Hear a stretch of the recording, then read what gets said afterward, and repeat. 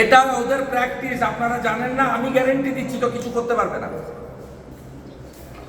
আপনাকে বলছি, আমি গাড়িতে উঠে ফোন করব, প্রেসের লোকরা আছে।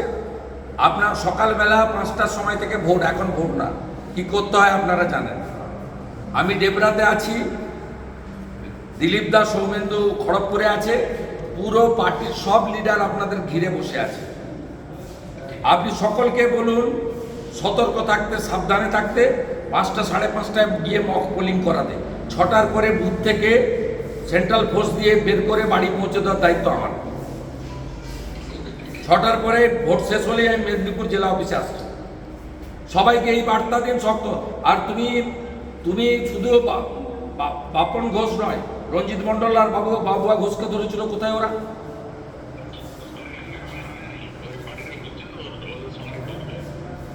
না না, ঠিক আছে, তুমি ছাড়বে না। তুমি বুথ সভাপতিদের বলো এলাকায় গিয়ে সতর্ক থাকতে। আর পুলিশের গাড়ি দেখলে মেয়েদেরকে শাক বাজাতে বলো। রাত্রিবেলা কি বিজেপি কর্মীদেরকে হুইসেল পাঠাও।